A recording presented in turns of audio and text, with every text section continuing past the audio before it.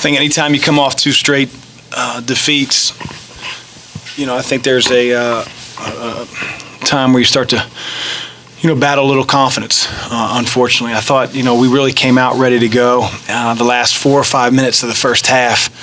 As I told our team, we got to figure out why we're good or what makes us good. And I thought we lost that at the end of the first half. And so once we did that, I think Miami felt like, hey, we're right there. They came out and played with a lot more confidence in the second half. It's very interesting playing them. As you guys saw, they just space the floor, and they go one-on-one, and they have some guys that can make some shots. And, again, they end up shooting 27%, 25% from the three, but it doesn't make you feel much better when, you're up 7 or 8 and they're launching threes from 32 feet. So we got to be better offensively. We were really good in the first 15 minutes. Our team has to figure out, and I have to figure out, why that is. Why were we good in the first 15 minutes and couldn't sustain it? And as I suspect, I really feel like it's because our team has to figure out this is what makes us good. Chris, your 15-4 run to end it, Darius made 3 or 4 really good plays, the drive and the one, and then the kick out to Ryan. Yep. No, Darius did a great job. He's been playing a little bit more off the ball, but, the value of him being able to play both on and off the ball showed tonight. And he was by far our best point guard.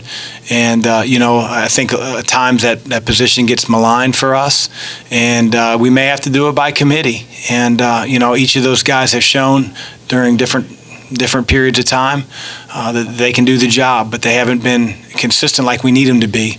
But it was great to see Darius as a junior step up and make some plays down the stretch, not just on the offensive end, Jody, but also on the defensive end. Jordan matched his season high in rebounds and had 4 assists after 2 games with 0. Have you gotten through to him that he needs to do more than score, or what's changed? Well, I would tell you that the assist deal would probably be a little unfair to anybody in the last 2 games, simply because you're playing a team that doesn't allow. Both of those teams don't allow a lot of passing. They deny everything one pass away. So your assists as a team, for the most part, are going to be low unless you got a dynamic, playmaking dude. But I think, I've had several talks with Jordan about affecting the game in more ways than just scoring. And I really feel like he's tried to do that the last couple games. And we need him to understand what makes him good is doing just that, and not just the scoring. And we need it all from him. We need him to play on the defensive end. We need him to rebound. We need him to make great decisions with the ball. We need him to play like a junior. And I think the last couple games he's really responded and done that. It's evident because of the way they're playing, but what do you like about the way you're using Malik and Enoch, back and forth and about even minutes and so forth? Yeah, I mean, we tried to go to Steven. I think without watching on film, it just felt like being down there, he was settling for 8-foot jump hooks instead of 3 feet, and again, I know Rodney Miller's a big dude, and I know he's trying to push Steven out, but Steven's got to be able to seal deeper. The best move is no move.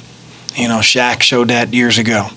And, if we can establish Steve deeper and lower with some movement on the perimeter. I thought in the beginning of the second half our guys weren't moving around much, and they were trying to throw the ball into Steve, but had 4 guys staring at him. So, Malik comes in, he provides some things defensively, and he was a lot more assertive around the basket in the second half offensively, and that's what I need to see out of him. What did it mean to have other scorers besides Jordan contributing? I mean, like Darius Slade and Malik, guys like that. Yeah, we need our older players, guys that are very experienced. We need them stepping up offensively. And if we're playing together, if we're pushing the ball, if we're moving the ball when we are in the half court, if we're screening from one another and the ball gets reversed from side to side, we'll get some good stuff. And I think we did that in the first 15 minutes and maybe the last 5 minutes, but we've got to be more consistent. You went a really long stretch with just one basketball game. I don't know, do you feel like getting back into kind of a rhythm of playing might be to your advantage too? Yeah, it's a little odd, to say the least. I mean, you're in January and you have 6-7 days off. It's a little odd, but contrary to some, I don't make the schedule. How has Ryan responded to coming off the bench, and how nice was it to see him sink that big three there at the end? It was really nice, but I really, outside of the three that he hit, I really liked how he played with some emotion and some fire. I think he needs to do that. This is how he's going to, this is his senior year. You only get one senior year. Other guys will be back. But this is, Ryan's last time on the floor, Dwayne's last time on the floor. How do you want to be remembered? And we all know Ryan can shoot. He's gone through a little bit of a slump, but he's got to bring those other things to the table. How much does it mean? I talk to our guys, how you run the race is often determined, by how much the race means to you. And it was good to see Ryan play with a lot of passion. And talk to his teammates, and I need that from all of the older guys. When you're trying to bring somebody like Sam Williamson along, and he had some good moments offensively tonight, but then he has a sequence where he had that ugly turnover and then fouls the three-point shooter. What's the challenge, or how do you get the message across to somebody like, especially when he's coming off the floor after a tough sequence? It's hard, man. It's hard. You sit in my seat. It's hard. You want to be able to get him out there and play through mistakes and become experienced, the same mistakes that, older guys have made when they were younger. But I do know that I have to play him. I'm going to have to live with some of those. But they're going to have to know that, you make too many of them, you're not going to be in the game very long. Not at this level. We're trying to win, and I'm trying to get a deeper team. But, quite honestly, he and David made some boneheaded plays in the second half. And I don't care if they're a freshman or not. We're trying to win. And so they got to be better. They got to be better. And I'm going to keep putting them out there, but they got to be better. Coach Dwayne played a lot better tonight. He had 9 points, 13 rebounds, 3 assists. What was the message you had for him and from last game compared to now? And what do you think the difference was in his play tonight? I don't know if I really had, if I was being very honest, a message to strictly Dwayne. Dwayne's a guy I don't worry about. He's always going to be doing it for the right reason. He's always going to play for his teammates. I do get on him at practice to be more vocal, to be more of a leader. I think that's what we lack at times. And he's been through so many experiences. Guys on the team respect the heck out of him because they know he plays for Louisville, and that's never in question. But, when he gets close to double figures or scores double figures and rebounds the way he did tonight, it changes our team. And so it's good to see him respond. You were speaking earlier about your conversations with Jordan. Do you think that anything that happened either during or shortly after the Kentucky game changed the way he approaches the game? I think he took a long look at, how he affected the team.